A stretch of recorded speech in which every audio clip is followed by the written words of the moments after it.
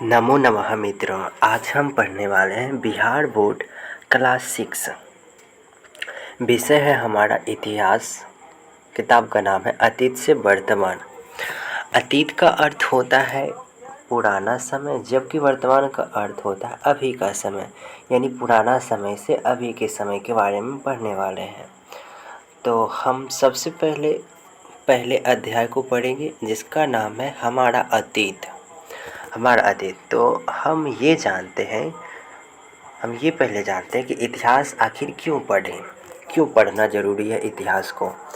तो इतिहास हमें अतीत की जानकारी देता है, इसलिए हमें इतिहास पढ़ना चाहिए। अतीत को जानना इसलिए ज़रूरी है कि अतीत को जानकर ही हम वर्तमान को समझ सकते हैं और भविष्य के निर्माण के लिए सोच सकते हैं। इतिहास मानव समाज की सामूहिक स्मृति है, यादें हैं।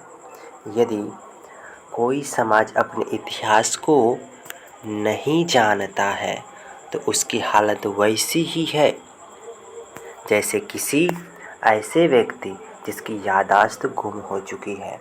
यानी इतिहास हम इसलिए पढ़ते हैं ताकि हम अभी की चीज़ों को समझ सकें, भविष्य का निर्माण कर सकें, इसलिए हम इतिहास पढ़ते हैं।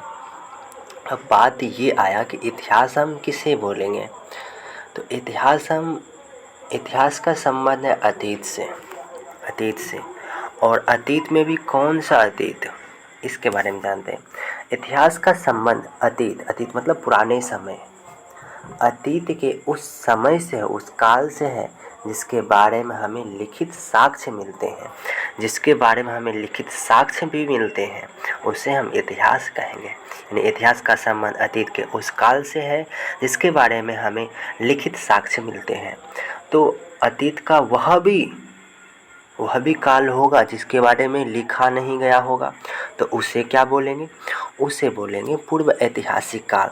पूर्व ऐतिहासिक काल क्या है, इसको समझिए। अतीत का एक काल वह भी है जिसके बारे में हमें लिखित जानकारी पुस्तकों या रचनाओं में नहीं मिलती, बल्कि ज़मीन के नीचे दबे पुराने अवशेषों, वस्तुओं, सिक्कों और अभिलेखों में मिलते हैं। यह काल पूर्व ऐतिहासिक काल कहलाता है। यानी जिसके बारे में हमें लिखित साक्ष्य नहीं मिलता उसे हम पूर्व ऐतिहासिक काल कहते हैं। अब हमारा प्रश्न ये रहा कि नदी घाटियों में ही आरंभिक सभ्यताओं का विकास क्यों हुआ।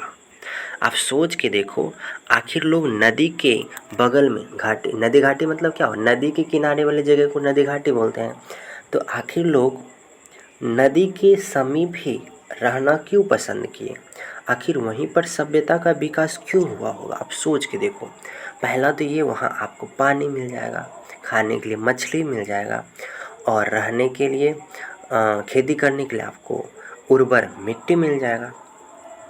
तो देखिए, क्योंकि नदियों के किनारे ही उपजाऊ भूमि का बाहुल्य था, यहाँ खेती का काम आसान था, नदियों के रास्ते व्यापार की भी सुविधा थी।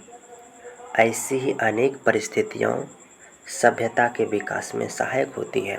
जब आप देखोगे पुराने समय में कोई ट्रेन सब नहीं होता था, तो उसके लिए हम जल परिवहन का उपयोग करते थे। जल में नाव चलता था और उसी के द्वारा एक जगह से दूसरी जगह सामान लाया जाता था। यानी व्यापार की भी सुविधा नदियों के बगल में ही थी, इसी वजह से नदियों से होकर ही थी।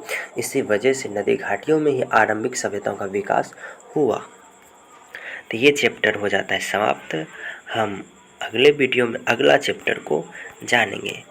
यानी कि आपका चैप्टर है हमारा अतीत, ये कंप्लीट हो जाता है प्रथम चैप्टर।